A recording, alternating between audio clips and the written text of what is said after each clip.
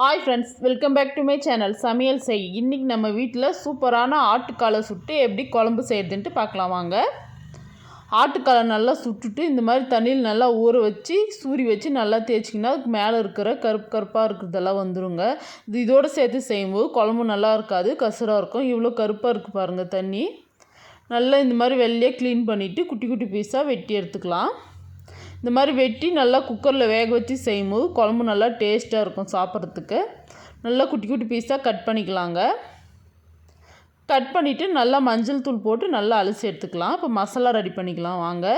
பழுத்த தக்காளியாக 4 தக்காளி கட் பண்ணி சேர்த்துக்கிறேங்க. இது கூடவே கொத்தமல்லி கருவேப்பிலை எல்லாம் சேர்த்துக்கிறேன். ஒரு பீஸ் அளவுக்கு தேங்காயும் வெட்டி சேர்த்துக்கிறேங்க. சேர்த்துட்டு நல்லா நைஸாக அரைச்சிக்கலாம். இந்த மசாலா தாங்க போட்டு நம்ம கால் குழம்பு வைக்க போகிறோம். இந்த அளவுக்கு நைஸாக அரைச்சா போதும், ரொம்ப நைஸாக அரைக்க தேவையில்லை.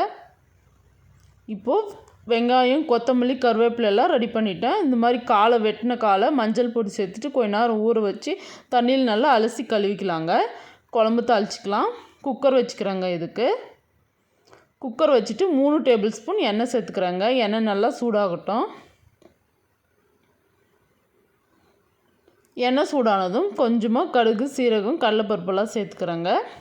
சேர்த்துட்டு கடுகு நல்லா பொரிஞ்சு வரட்டும். கடுகு ஆப்ஷனல் தான், உங்களுக்கு தேவைப்பட்டால் சேர்த்துக்கோங்க, இல்லைன்னா சேர்க்க தேவையில்லை. நம்ம கட் பண்ணி வச்சுக்கிற பெரிய வெங்காயத்தை ஒன்று சேர்த்துக்கிறேங்க. சேர்த்துட்டு நல்லா பொரியட்டும். கருவேப்பிலை சேர்த்துட்டு நல்லா வதக்கிக்கலாங்க. கருவேப்பிலை நல்லா பொரியட்டும். இந்த அளவுக்கு நல்லா பொரிஞ்சு வந்ததும் 1 டேபிள் ஸ்பூன் இஞ்சி பூண்டு பேஸ்ட் சேர்த்துக்கிறேங்க. இஞ்சி பூண்டு சேர்த்துட்டு நல்லா வதக்கிக்கலாம். இந்த மாதிரி வெங்காயம் கருவேப்பிலெல்லாம் வதக்கி செய்யும்போது டேஸ்ட் ரொம்ப நல்லாயிருக்கும். நல்லா வதங்கட்டுங்க. கேஸ் கம்மியாக வச்சுட்டு வதக்குங்க, தீயாமல். பாருங்கள், இந்த அளவுக்கு நல்லா வதங்கி வந்ததும் நம்ம க்ளீன் பண்ணி வச்சுக்கிற ஆட்டுக்கால் சேர்த்துக்கலாங்க. ஆட்டுக்கால் சாப்பிட்றது ரொம்ப ரொம்ப நல்லதுங்க. கழுவி வச்சுக்கிற காலை தண்ணி இல்லாமல் இருத்துட்டு கொஞ்சம் கொஞ்சமாக எடுத்து சேர்த்துக்கலாங்க. சேர்த்துட்டு நல்லா மிக்ஸ் பண்ணிக்கலாம். எண்ணெயிலே நல்லா கொஞ்சம் நேரம் வதங்கட்டும். தண்ணியோடு சேர்க்கும்போது டேஸ்ட் அவ்வளோவா அந்தளவுக்கு நல்லா இருக்காது. நம்ம மஞ்சளெல்லாம் போட்டு கழுவி வச்சுக்கிறோங்களோ அதை இருத்துட்டு நல்லா சேர்த்துக்கலாங்க. சேர்த்துட்டு நல்லா மிக்ஸ் பண்ணிக்கலாம்.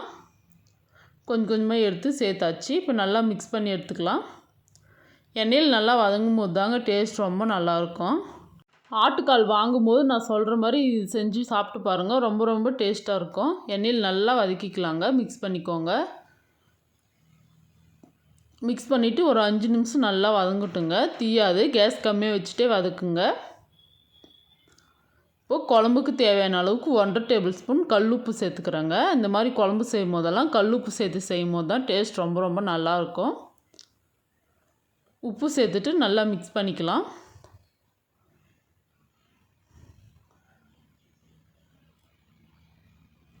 ஆட்டுக்காலை குக்கரில் செய்யும்போது நல்லா சாஃப்டாக வெந்துடுங்க. இல்லைன்னா ரொம்ப வேகாது, ரொம்ப நேரம் வேக வைக்க வேண்டியது மாதிரி இருக்கும்.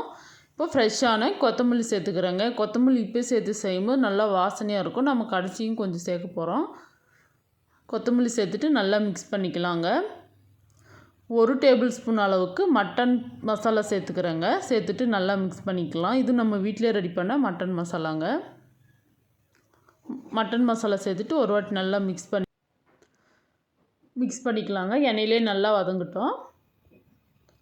இப்போது குழம்பு மிளகாய்த்தூள் ஒரு 2 டேபிள் ஸ்பூன் சேர்த்துக்கிறேங்க. காரம் எந்த அளவுக்கு தேவையோ அந்த அளவுக்கு சேர்த்துக்கோங்க. நான் 2 டேபிள் ஸ்பூன் சேர்த்துட்டு நல்லா மிக்ஸ் பண்ணிக்கிறேன். மசாலா தீஞ்சு போகாமல் எண்ணெயிலே நல்லா வதங்கட்டுங்க. நல்லா மிக்ஸ் பண்ணி வதக்கிக்கலாம். இந்த மாதிரி வதக்கி செய்யும்போது டேஸ்ட் ரொம்ப ரொம்ப நல்லா இருக்குங்க. நல்லா வதக்கிக்கலாம். கேஸ் கம்மியாக வச்சுட்டு தீயாமல் வதக்கிக்கோங்க. பாருங்கள், எண்ணெயெல்லாம் பிரிஞ்சு வருது. இந்த அளவுக்கு நல்லா வதங்கணும். இது போல் எண்ணெயில் நல்லா வதக்கி செய்யும்போது டேஸ்ட் ரொம்ப ரொம்ப நல்லாயிருக்கும். பச்சை வாசனையாகவும் இருக்காது. குழம்பு ரொம்ப டேஸ்ட்டாக இருக்கும் சாப்பிட்றதுக்கு. இந்த அளவுக்கு நல்லா வதங்கினதும் நம்ம அரைச்சி வச்சுக்கிற தேங்காய் தக்காளி கொத்தமல்லி கருவேப்பிலை எல்லாம் சேர்த்துக்கலாங்க. சேர்த்துட்டு நல்லா மிக்ஸ் பண்ணிக்கலாம். குழம்புக்கு தேவையான அளவுக்கு தண்ணியும் சேர்த்துக்கலாங்க. மசாலா சேர்த்துட்டு ஒரு வாட்டி நல்லா மிக்ஸ் பண்ணிவிட்டு மசாலாவும் எண்ணெயில் நல்லா வதங்கினதுக்கு அப்புறமா தண்ணி சேர்த்து செய்யும்போது டேஸ்ட் ரொம்ப ரொம்ப நல்லாயிருக்கும். நல்லா வதக்கிக்கலாம் மசாலாவை. கேஸ் கம்மியாக வச்சுட்டு செய்யுங்க. இது போல் நல்லா வதங்கி வரணும். வதங்கி வந்ததுக்கப்புறமா தண்ணி சேர்த்துக்கலாம். குழம்பு எந்த அளவுக்கு தேவையோ அந்த அளவுக்கு தண்ணி சேர்த்துக்கோங்க. சேர்த்துட்டு நல்லா மிக்ஸ் பண்ணிக்கலாம்.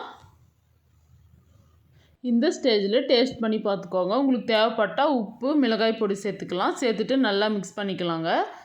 மிக்ஸ் பண்ணிவிட்டு ஒரு கொதி வரட்டும். நம்ம குக்கர் விசில் மூடி போட்டு நல்லா ஒரு 10 விசில் விட்டு எடுத்துக்கலாம். இந்தளவுக்கு கொதி வந்தால் போதுங்க. குக்கர் மூடி வச்சு 10 விசில் விட்டுக்கலாங்க. பொறுமையாக வேக வச்சு எடுத்தால் தாங்க இந்த குழம்பு டேஸ்ட் ரொம்ப நல்லாயிருக்கும். ரொம்ப அவசர அவசரமாக பண்ணால் அந்த அளவுக்கு டேஸ்ட் இருக்காது. 10 விசில் ஆயிடுச்சு. இப்போ ஓப்பன் பண்ணி பார்க்கலாம். எப்படி இருக்குது குழம்புன்ட்டு பார்க்கலாம் வாங்க. பாருங்கள், சூப்பராக வெந்துட்டுருக்குது காலெல்லாம். குழம்பு நல்லா கொதிச்சுன்னு இருக்குது பாருங்கள். இந்த குக்கர் சூட்டுக்கே ஒரு வாட்டி நல்லா மிக்ஸ் பண்ணிக்கலாங்க. இந்த ஆட்டுக்கால் குழம்பு சாப்பிட்றதுக்கு உண்மையிலே ரொம்ப டேஸ்ட்டாக இருந்துச்சுங்க. சாதம், இட்லி, தோசை, களி கூடலாம் வச்சு சாப்பிட்றதுக்கு ரொம்ப ரொம்ப நல்லாயிருக்கும். சப்பாத்தி, பரோட்டா கூடலாம் கூட வச்சு சாப்பிட்றதுக்கு ரொம்ப டேஸ்ட்டாக இருக்குங்க.